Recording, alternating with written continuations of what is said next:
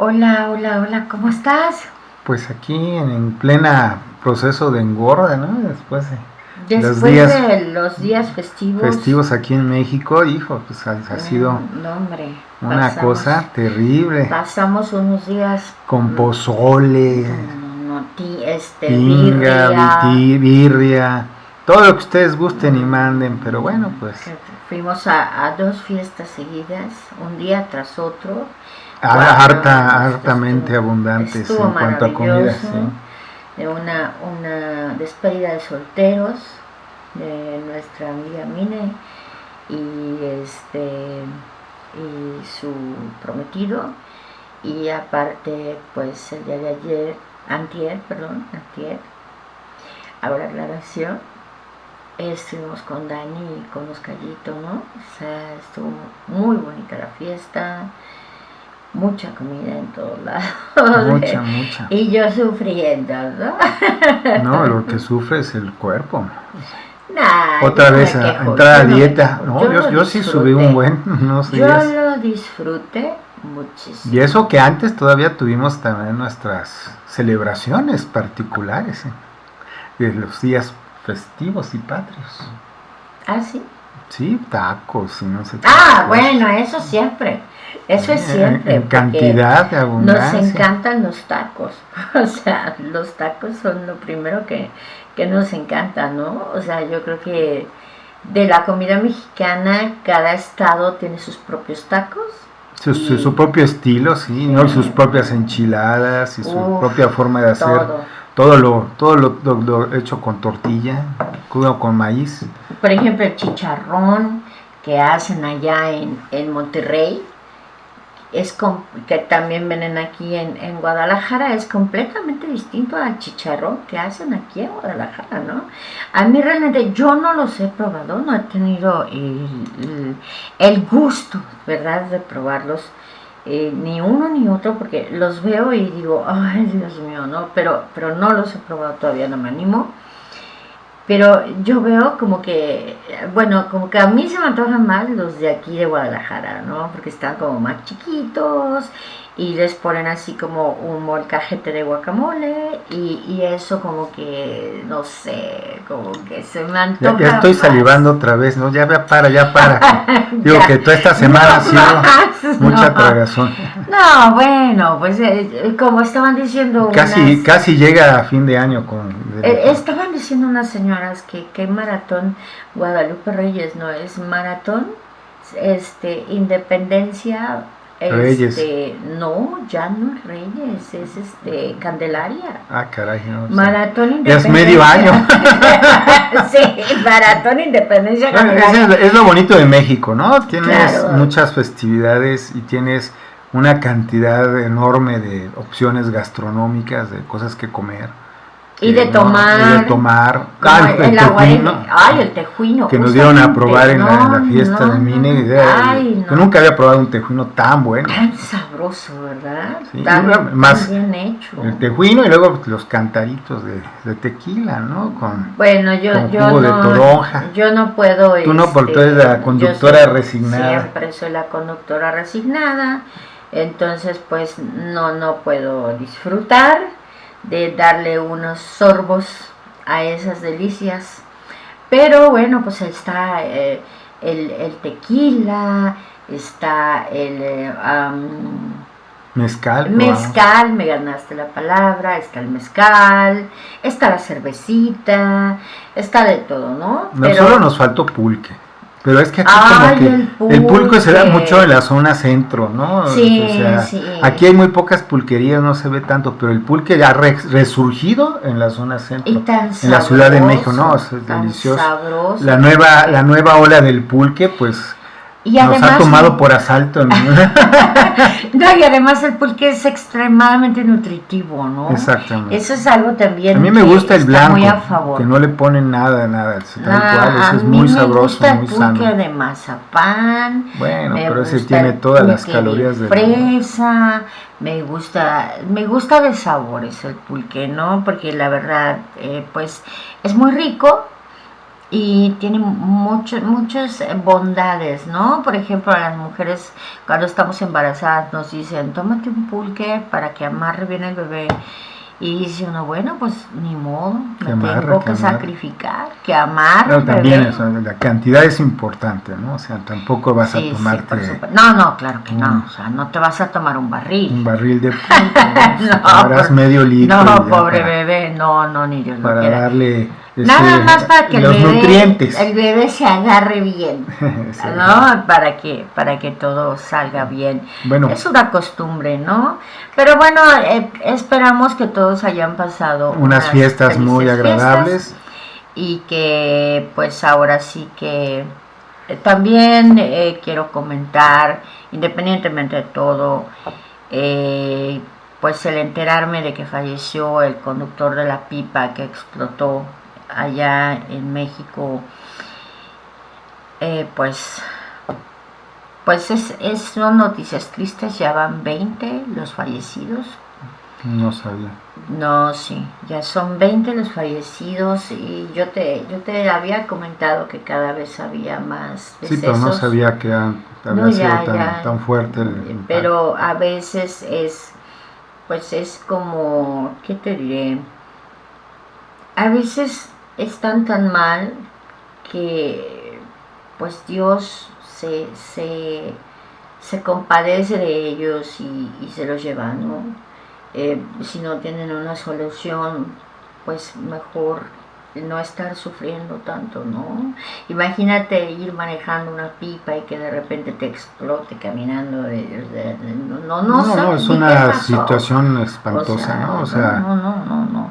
Es una cosas que suceden que, pues bueno, no hay forma de controlarlas, y pues tu destino está sometido a accidentes. Sí, y eso sucede, ¿no? O sea, eso es la realidad. A cualquier persona, ¿no? Por eso siempre lo digo, hay que vivir cada día como si fuera el último. Claro, la vida es hermosa, la vida es bella, hay que disfrutarla, y lo que venga está bien, hay que aceptarlo, y todo va a salir bien.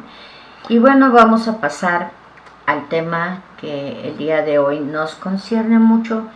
Tengo muchas preguntas en Facebook, porque aquí nada más nos preguntan, aquí en TikTok, informes, y ya no vuelven a contestar, ya no nos vuelven a decir nada. Primero que nada, la gente quiere saber sobre el problema de retinitis pigmentosa que presentamos, el testimonial. Quiere saber primero si es cómo es el tratamiento.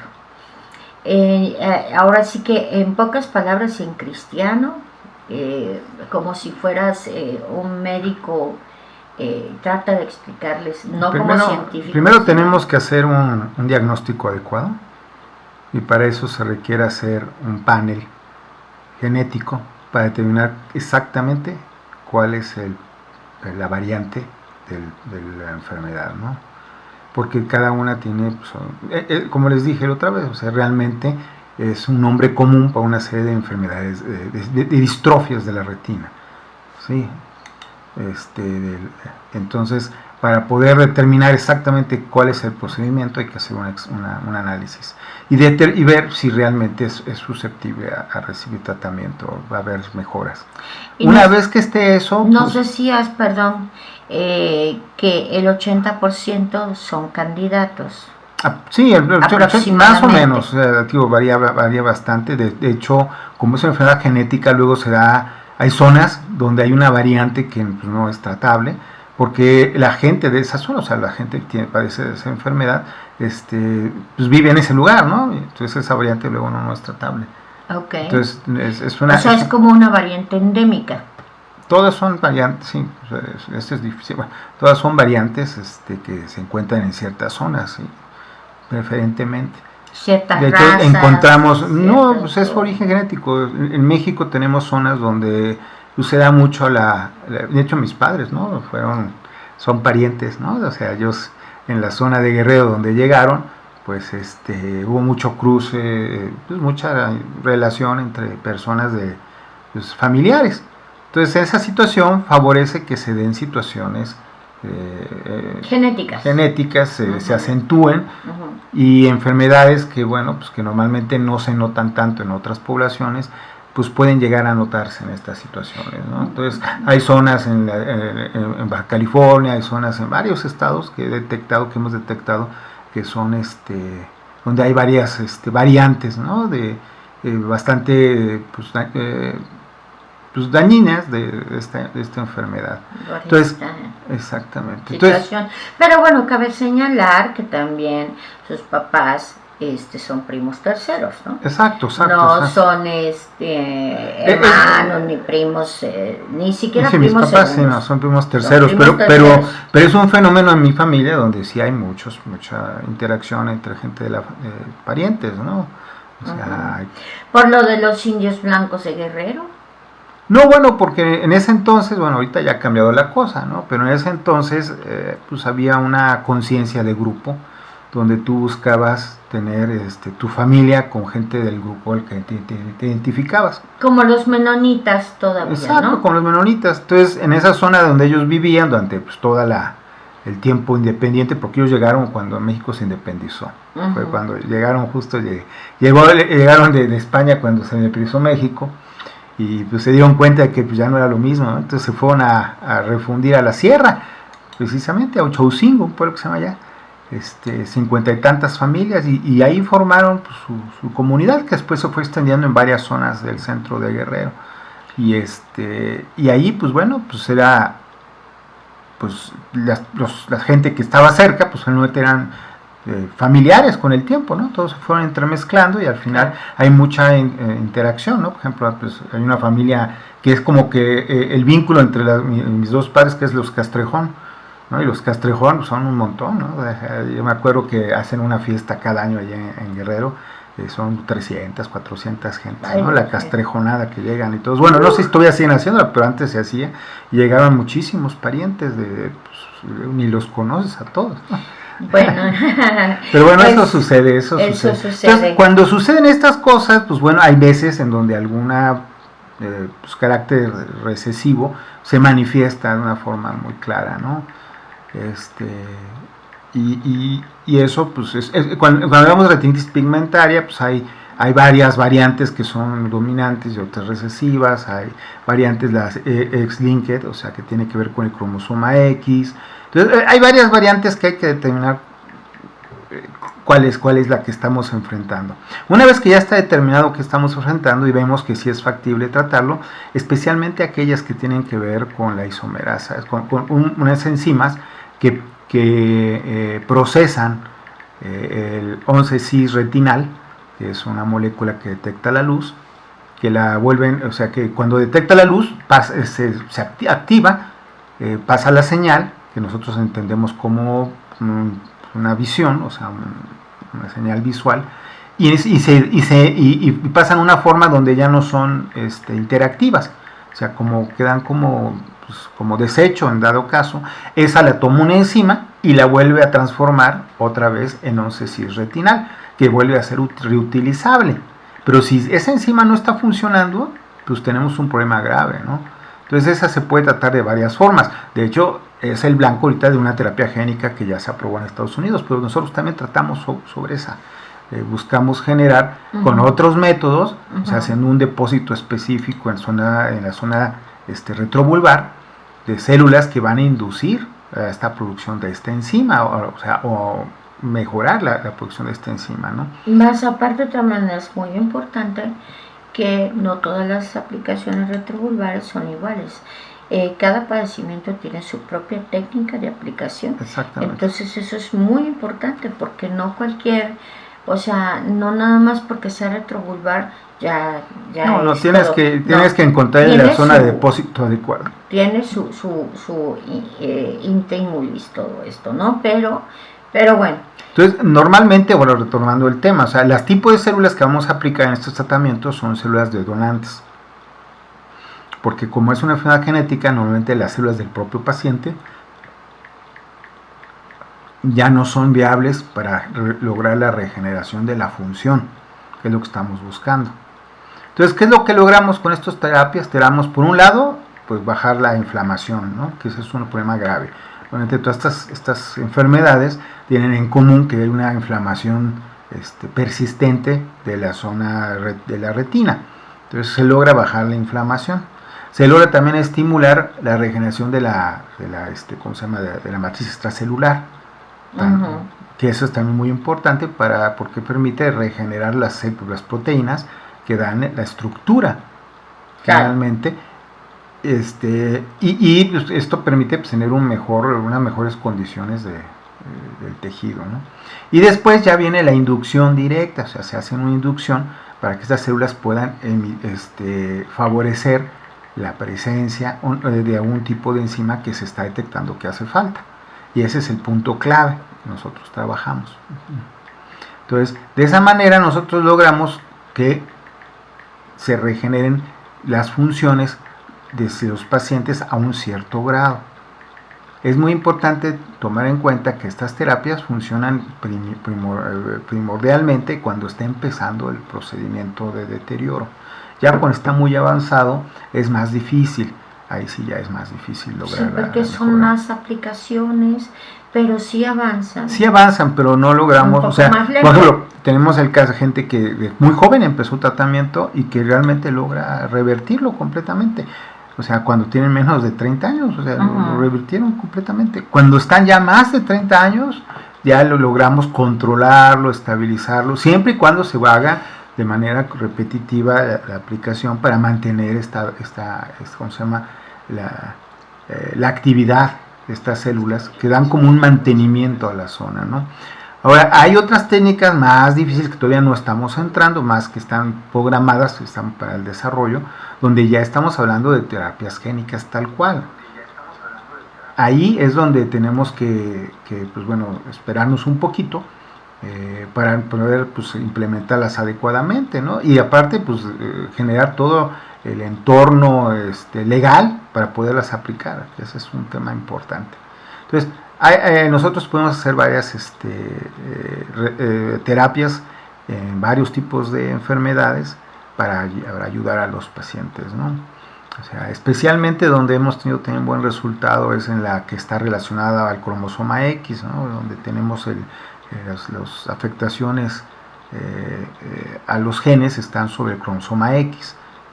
Entonces, normalmente cuando las mujeres tienen 2 cromosomas X, luego es muy difícil que se encuentren 2 variantes, ¿no? Entonces, ellas desarrollan esta variante de una forma donde todavía hay un cierto nivel de daño, pero todavía mantienen cierta capacidad de visión.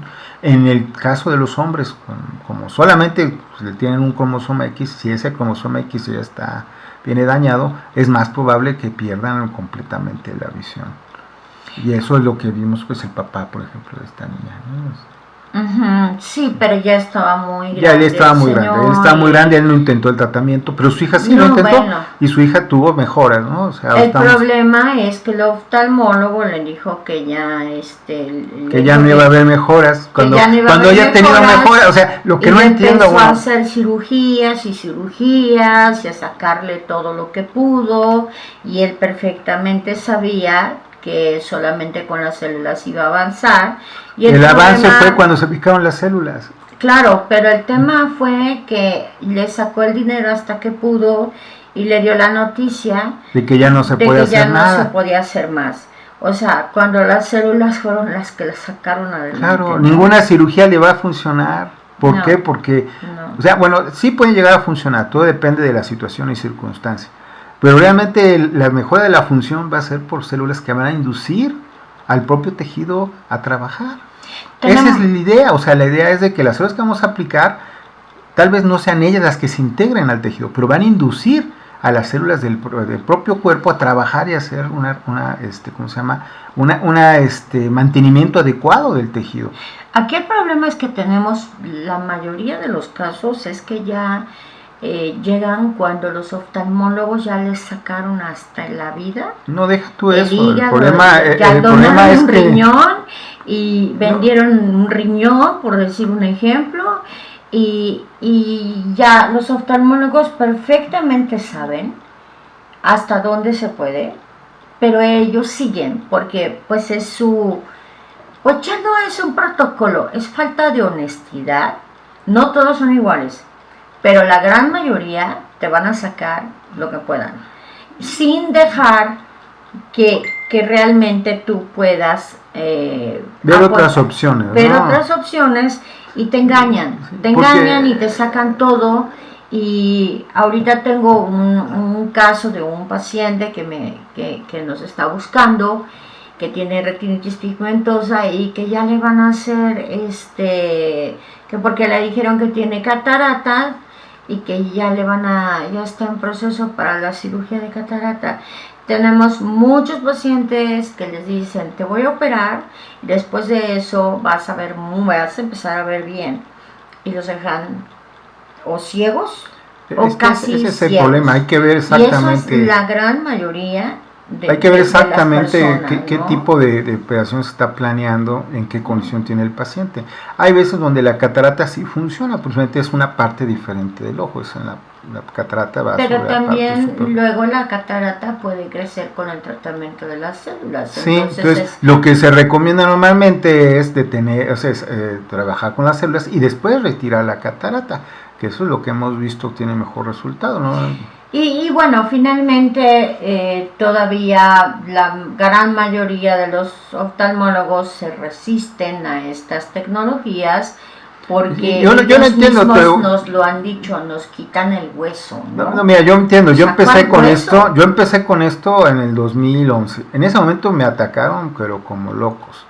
¿Y qué pasó? A través de los años se ha demostrado que todas las terapias que yo estaba inventando, las han inventado en otros países. Aquí ni mi chance me dejaron de terminar los estudios, ¿no? No, porque Peña Nieto también estaba muy amafiado. Todo, o sea, llegó una carta de presidencia que decían, sí, apoyamos, pero pues hay que, de todo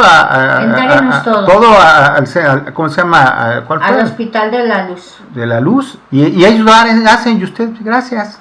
Pues están sí, locos. Como no, mañana te lo mando, ¿no? Entonces, ese es el tipo de apoyo que hay en México, y desgraciadamente cuando uno es precursor de esto, porque así lo fuimos, empezamos a trabajar con degeneración macular hace mucho tiempo, cuando no había nadie que hiciera nada. No había nada en el mundo. Y logramos muy buenos resultados. Y lo que pasó fue que no creo, no puede ser, eso es imposible. Y hoy por hoy, si uno ve los estudios clínicos que hay en otros países, hoy sí está muy bien. Eso es muy triste y lamentable en este país. Sí, que en México no hay apoyo, pero bueno, eso es una realidad terrible, pero bueno. El peor enemigo de un mexicano siempre va a ser otro mexicano. Sí. ¿No? Y bueno, pues también tengo varias preguntas. Hay personas que me preguntan si se envía, si se toma, si se inyecta la nalga. Las células, no. ¿Qué es lo que hacen algunos médicos? ¿Cómo va a ser posible eso? Explícales por qué eso no es posible. Cuando uno habla de células troncales, células madre, tienes que pensar que son organismos vivos. Bueno, no organismos, son células unicelulares, pero están vivas. O sea, tienen vida. Y tienen un tiempo de vida. Sí, pues no están en las condiciones ideales, pues van a primero a perder capacidad, van a empezar a tener daño y después van a morir. O sea, pues porque tienen que estar en un medio adecuado.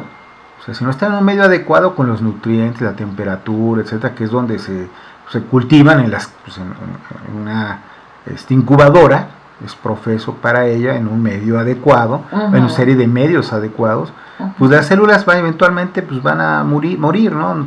A lo mejor tendrán 78 horas de vida en el mejor de los casos, y ya cuando pasan de 24 horas, ya la tasa de supervivencia y de las células, su eficiencia pues es mucho menor, ¿no? Ya tienen lo que llamamos estrés, tienen estrés desde osmótico, estrés térmico, sea estrés alimentario, tienen muchos estrés que se van acumulando y hacen que no sean viables. Entonces, las células, si le dicen llamando las células por paquetería, bueno, puede ser que tengan cierto resultado en algunos casos, si es un envío que en condiciones adecuadas, donde las células pues no tengan, pues estén muy bien cuidadas.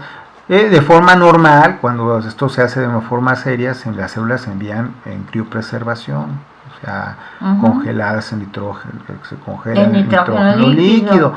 Pero bueno, En su defecto, en la actualidad, la mayoría te la envían pues en refrigerante y bueno, si las aplicas antes de 24 horas, todavía tienes una buena cantidad de células funcionales. Pero de todas maneras ya van a tener un estrés. Dependiendo también de la calidad de las células también, que te manden. Por eso vuelvo a lo mismo. Si tú tienes unas células, salen del laboratorio y mejor, están 100%, ¿no? Están muy bien, son la mejor calidad. Que también muchas veces ni siquiera saliendo del laboratorio sean buena calidad. La gran mayoría de los laboratorios, yo solo he detectado 3 de todos los como 20 y tantos que hay aquí en la zona metropolitana, no sé cuántos ya hay, cada vez hay más. Solo he detectado 3 que tienen una calidad adecuada, ¿sí? Y esos 3 laboratorios, bueno, te dicen, aquí está la célula, te la envío. Bueno, la envían. En el proceso de enviarla, las células empiezan a tener estrés, empiezan a morir. Desde el vehículo, pues luego le envían en camiones, en Wallojets, ¿no? Y el camión se va moviendo y todos esos movimientos, pues uno no los siente, no los ve, pero eso afecta a las células. Todo, afecta. Cualquier cosa. Todas las vibraciones les afecta. Si llegan a pasar por rayos X, como en algunos lugares que hay, pues también las afecta. O sea, el estrés osmótico, o sea, que es las sales que hay, todo, pues se les pone normalmente en un medio, ¿cómo se llama? En solución salina. Nada más que sea y ya. Entonces eso ayuda a medio mantenerlas un poco, pero después de un tiempo, dependiendo de muchas circunstancias aleatorias que no podemos controlar, igual la temperatura, van a empezar a afectarse. Entonces todo eso hace que las células, la forma ideal de aplicarlas es recién salidas del laboratorio.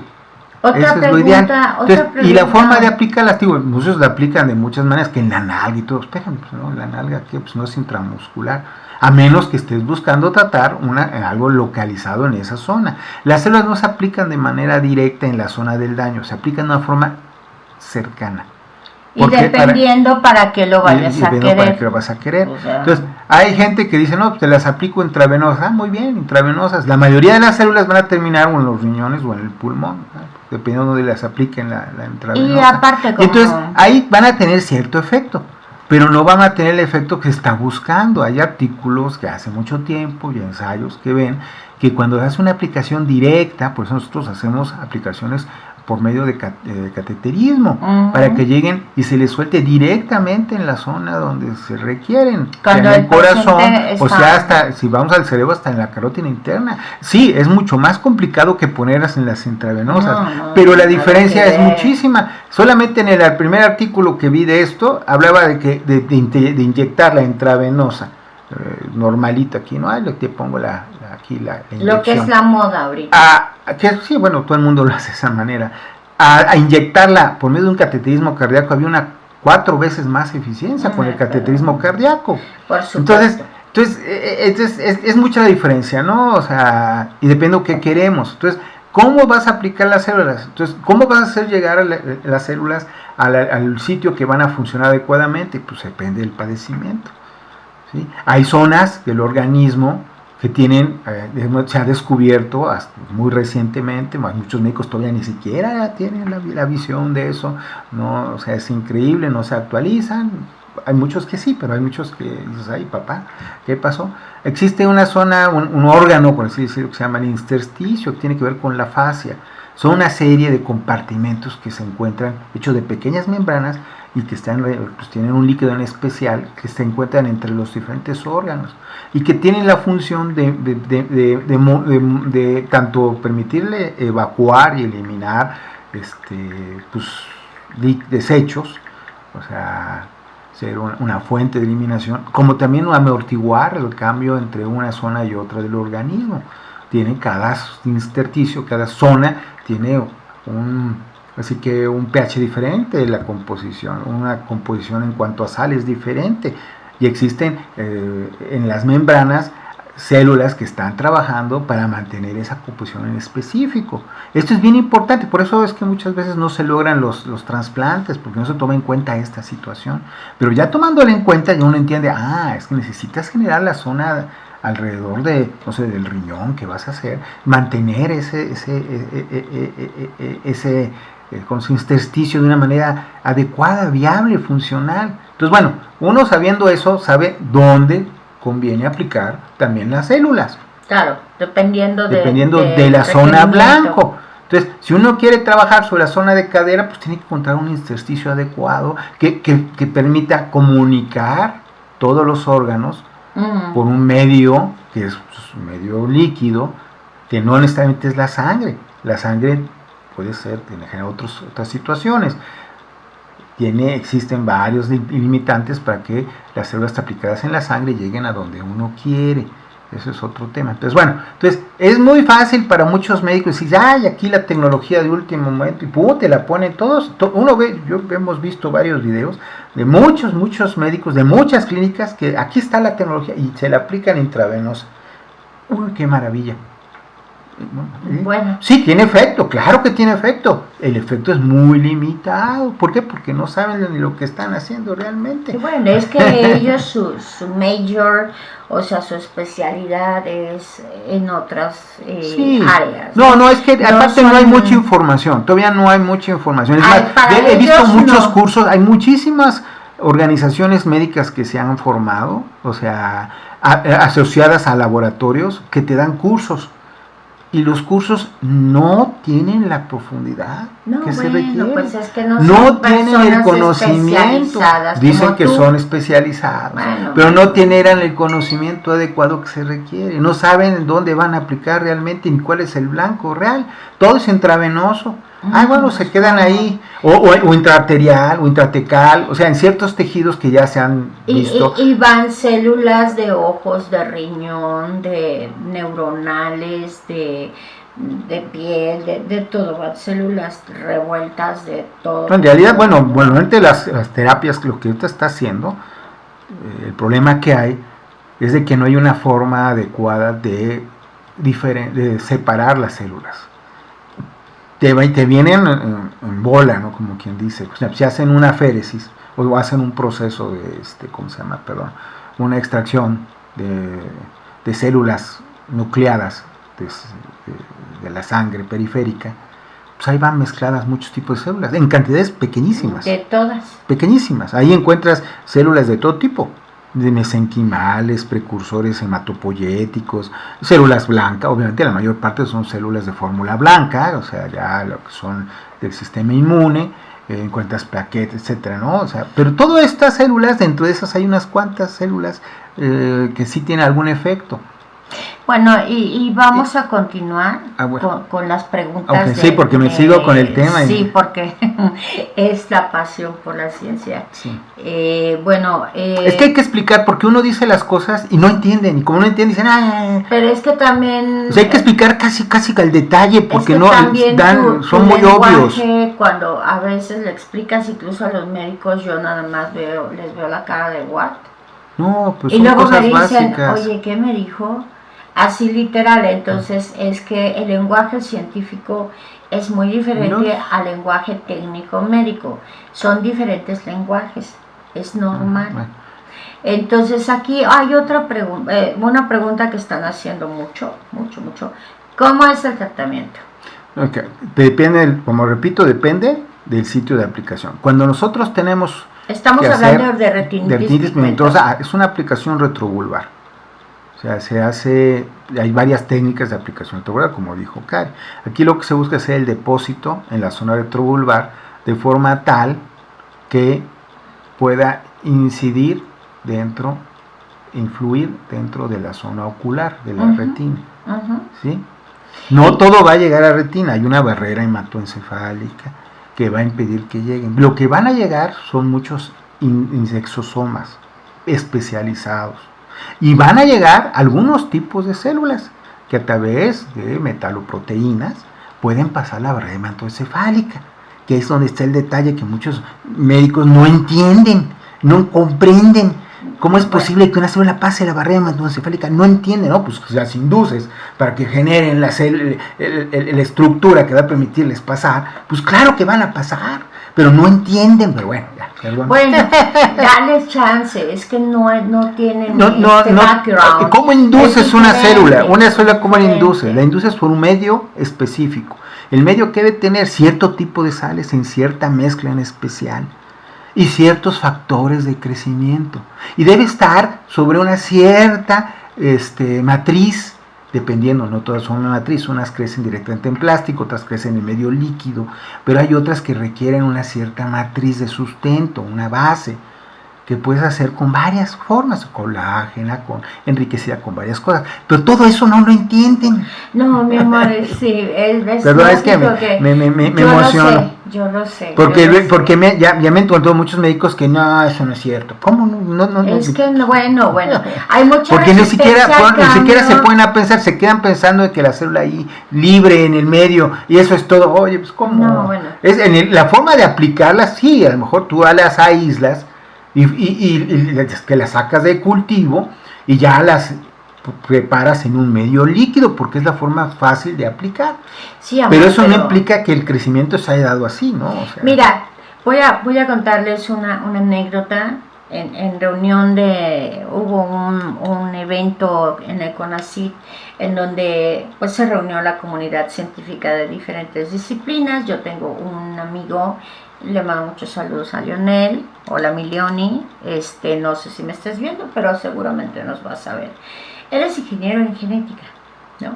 Entonces, hablamos de diferentes disciplinas y bueno, todo se concluyó que decían los científicos, lo que tienen que aprender a hacer los médicos es a inyectar, a poner las cosas donde se tienen que poner. Y no saben dónde ponerlas. No, bueno, pero porque una cosa es inyectar en las venas, pues eso está muy fácil, eso lo hace hasta una enfermera. Sí, claro, una enfermera lo puede hacer especializada, lo hace muy bien, pero no se trata de eso. Fabulosas. Pero aquí te tengo una muy buena noticia. Ya hay ¿quién es Cleo Fernández? No sé. Bueno, pues vamos a ponerle mute. Yo tampoco sé quién es Cleo Fernández. Bueno, aquí el detalle es que ya pronto. Es una amiga de mi mamá, ya me acuerdo. Que quería que le diera. Muy bien. Que mi mamá me envió para un tratamiento. Ya, muy bien. Pues ya se le llamará a Cleo Fernández más tarde. La buena noticia es que ya cada vez ya se está planeando la producción de robots en serie en China para procedimientos médicos. Yo fui operada por el médico, el neurocirujano más maravilloso de este mundo, en el 2005. Fui el primer caso de esa técnica, de ese estabilizador de columna. El doctor Miguel Sánchez, el médico, ¿cómo se llama mi neurocirujano? Se me fue. Bueno, él es una maravilla, perdón, una disculpa, que se me fue porque me distrajo Cleo Fernández. No debería yo hacer esto, pero bueno. Y la verdad, él me dijo, de hecho él operó también con robot. Estoy hablando del 2005. Al día de hoy, si yo tuviera una cirugía de esa magnitud, nuevamente, a mí me dan a escoger qué prefieres, un médico o prefieres un robot. Yo prefiero un robot, porque sé que el robot no va a tener, su margen de error va a ser mínimo. Aparte, obviamente estos robots ya están entrenados por médicos que tienen todo el tiempo de hacer el análisis adecuado, tienen procesamiento adecuado de imágenes, y además ya traen inteligencia artificial. Sí, ¿no? Son muy inteligentes. O sea, para ciertas funciones muy específicas, los robots son muy útiles, son mejores que cualquier cirujano. Pero ya, obviamente, ya es un análisis alrededor de eso, no es que el robot solito, no, es un equipo que ha programado este robot para que trabaje en un padecimiento en específico. Sí. Esa es la cuestión. Y la verdad, a mí eso me encanta, ya los científicos no se van a desesperar. Ya va a haber mucha más honestidad en el medio. En los Estados Unidos hay una demanda gigantesca contra la mafia de los médicos. Hay muchos problemas allá. Yo fui víctima también de un problema en Vegas, que los médicos en Las Vegas son lo peor que pueda haber. Y esas en colaboración con los abogados que y son ladrones. Se hacen una. Son ladrones, ¿eh? Son ladrones. Literal ladrones. Sí, sí lo son. Sí lo son. Entonces hay una mafia y se está haciendo un class action en los Estados Unidos para demandar los fraudes de todos esos médicos, ¿no? Entonces tenemos un caso familiar también que está dentro de las características para poder denunciar y unirse a esta class action. Va contra desde médicos de cualquier escuela hasta Harvard. Es que eso es terrible. Hasta Harvard. Mi suegra llegó un día, se había caído, había tenido un golpe, y llegó acá y me le dolía, ¿no? Me siento mal. Bueno, la llevamos al médico. Entonces estuvo tremendo. Le habían dejado gasas dentro del cabello, cuero cabelludo. No, le habían hecho, le cosieron con todo el cuero cabelludo. O sea, tuvieron que abrir otra vez, extraer toda la porquería que habían dejado adentro, y aparte le cobraron una lanota, sí, allá, una lanota. Y aquí lo hizo, fuimos en el Rubén Leñero, y le quitaron todo el problema, y estaba hasta ya empezando a tener una infección. A supurar. Entonces eso es peligrosísimo. O sea, desde ese extremo hasta mi misma suegra, que una vez un médico muy especializado de Harvard, no, pues le dijeron, le vamos a hacer una cirugía. Lo único que hicieron fue dijeron que era una cirugía para un cáncer que tenía. Un tumor. Un tumor no un cáncer, que tenía localizado en una zona muy difícil de operar, en la zona de la cadera. Tiene comprometidos los nervios. Los nervios comprometidos, por eso no. Le cobraron todo el dinero del mundo, no sé, 200,000, no sé cuántos dólares. Más de 200,000. O sea, no sé cuántos dólares. ¿Y saben? No hizo nada. ¿La abrió? Tomó una muestra de biopsia y ya. No hizo nada. Entonces apenas se dieron cuenta. Mi mamá y mi hermana que les habían estafado. Y por esa razón es que yo les estoy diciendo, métanse al class action porque pueden demandar a ese médico. Y hay una serie de problemas tremendos allá, más los problemas que nosotros hemos visto acá también, que son muy severos, sobre todo con las cuestiones de los ojos. Y casos de centro de Sudamérica. Hemos visto mucho problema de que hay un abuso en todos lados del mundo de las cirugías láser, que está bien en cierto, o sea, si se aplican adecuadamente, son adecuadas. Sí, hay médicos muy buenos. Porque controlas bien los derrames. Pero llegan casos donde es una exageración. Y terminan dañando el tejido. Les queman, les dejan unas literalmente terribles. Claro. Cuando eso no debería suceder. ¿No? O sea, está bien controlar ciertos puntos, hay que hacerlo. Pero es que mezclar, o sea, uno actualmente yo sé de que la mejor técnica es trabajar con células para inducir mejoras en el tejido y en ciertos puntos hacer la cirugía láser, pero no el extremo que nos tocó ver, ¿no? Hasta gente importante nos tocó ver cómo le explicaron tantas, que el señor perdió la visión, porque siempre te habían quemado el tejido, ya no había forma de regenerarlo, porque estaba totalmente quemado. Sí, algo que ya está muerto ya no se puede regenerar, definitivamente, pero vienen nuevas tecnologías, vienen los ojos biónicos, hay muchas técnicas muy interesantes. Pero hay muchas cosas buenas que vienen ya. Digo, los chinos ya tienen un mini microchip específico para que las personas que nacen ciegas de nacimiento y las personas que quedan ciegas por negligencias médicas puedan recuperar la visión. Pero eso es únicamente para personas que están completamente ciegas. O sea, nada de lentecitos. Es que es maravillosa la capacidad del cuerpo humano. Nada de lentecitos que te dicen, tienes un billete de $50 en la mano. No, eso ya está muy obsoleto. China tiene ahorita en ese aspecto lo mejor. Pero nos llegaron pacientes de China que los dejaron peor de cómo estaban. Que fueron a China. También eso nos ha tocado. Y de la India.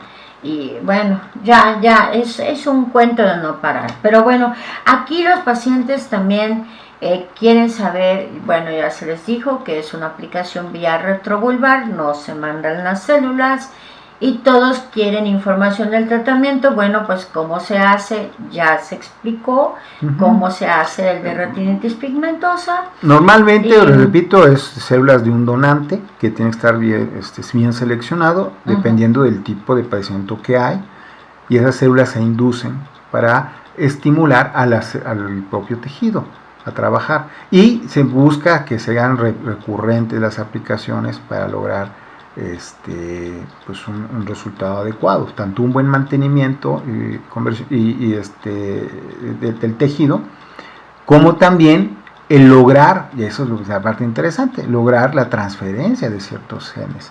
Ese es un punto bien interesante, que es algo que tenemos que hablar con más detalle, ¿no? ¿Cómo logras la transferencia de ciertos genes? Bueno, o sea, está el detalle, ¿no? Y aquí hay otro consejo, un consejo personal que yo sí les quisiera dar.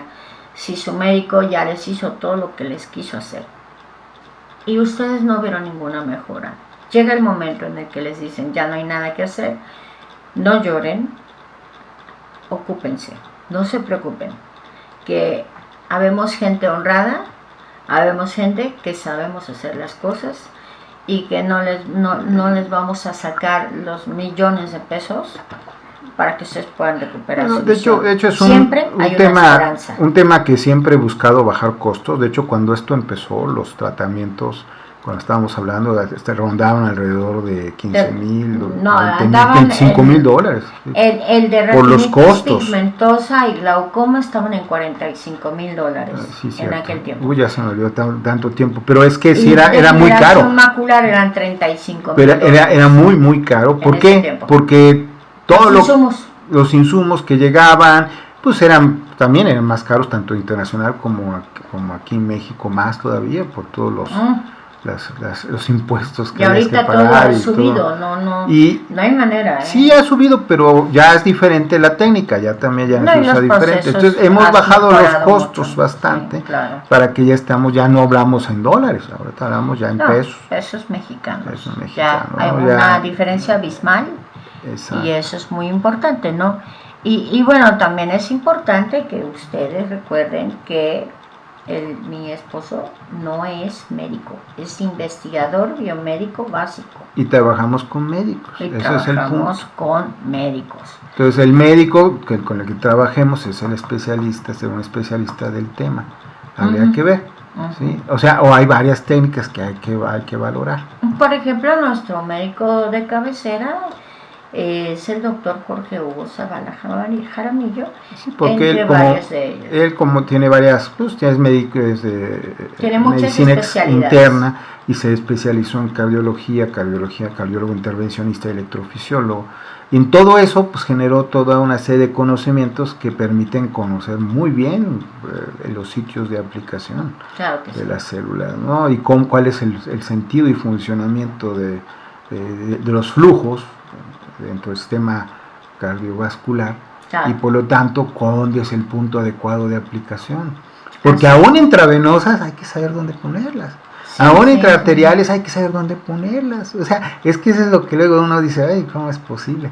Pero bueno, hay que saberlo, hay que tener bien la idea de a dónde vamos a llegar, cuál es el blanco. Y hay enfermeras muy diestras. También, una vez que que está bien determinada la zona, se capacita a las personas y pueden hacer las cosas.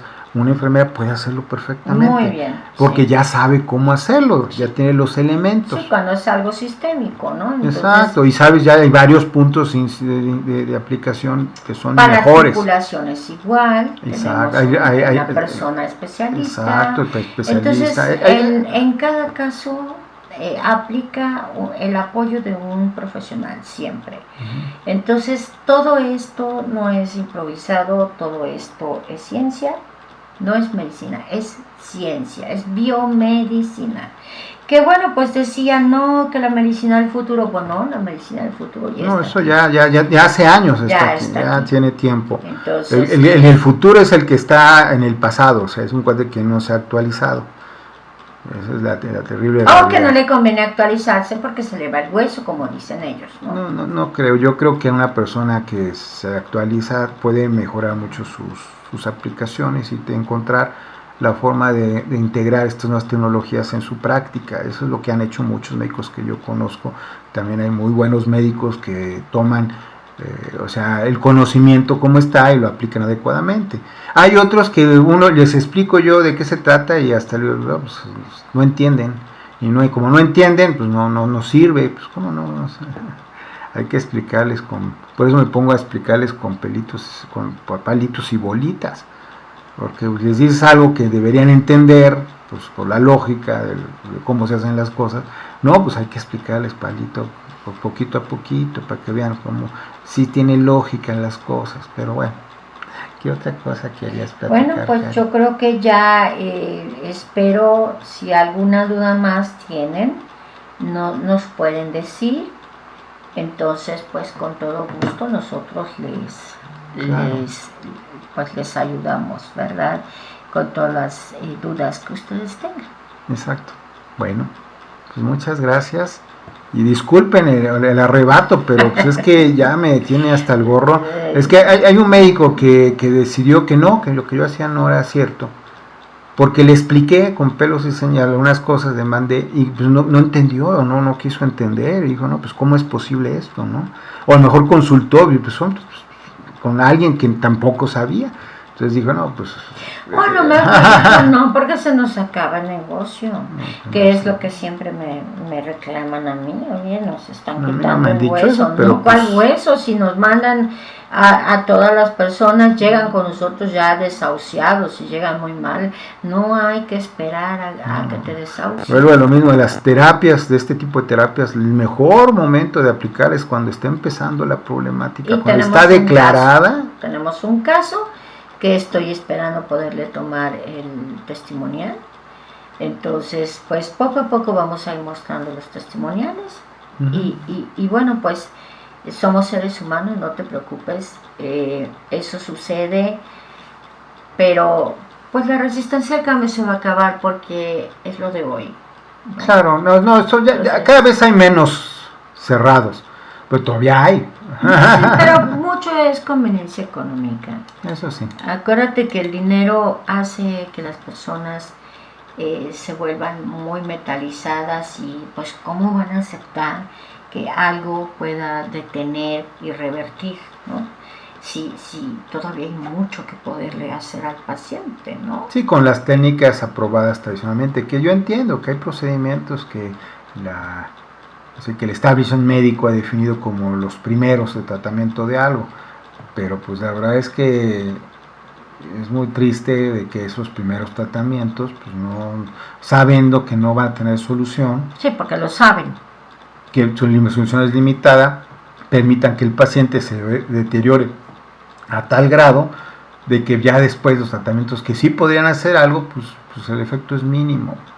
Claro. Y eso es lo que realmente a mí me causa un problema, porque lo que uno está en esto es para ayudar a las personas a que recuperen su salud.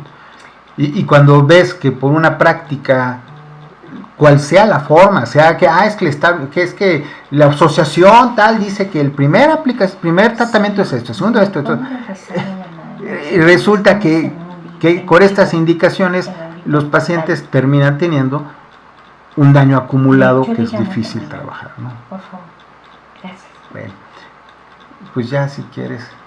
Sí, pues el día de hoy, bueno, tuvimos de todo, sí, tipo de emociones, pero bueno, ¡viva México! ¡Viva México! Y vamos a seguir apoyando. Yo creo que aquí ya llegó el momento de que yo empiece a hablar de un nuevo enfoque hacia la medicina. O sea, la medicina celular no es nada más, que uso células y ya.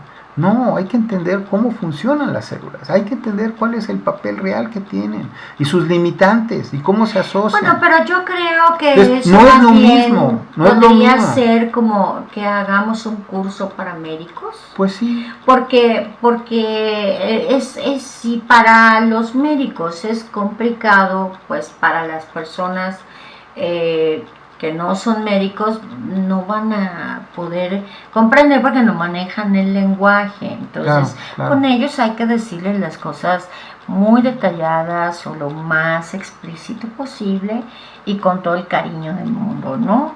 Porque eso es lo que ustedes se merecen. O sea, si están sufriendo, porque son enfermedades que nos hacen mucho sufrir.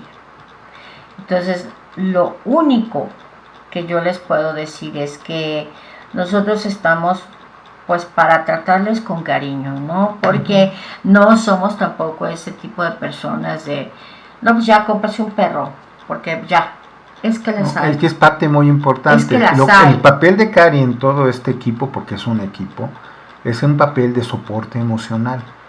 Y el soporte emocional es básico y fundamental. Es lo más importante. ¿Por qué? Porque la actitud del paciente es altamente influyente en el resultado final. Por ahí estudios dicen, no, el efecto placebo quiere decir que también te sientes sobre eso, tiene una influencia muy alta en muchos padecimientos. Y sí es cierto. Y ese efecto placebo, en realidad, si tú le cambias el nombre es qué tanto certeza tienes tú de que vas a estar bien, qué tanto confort emocional tienes tú para enfrentarte al problema.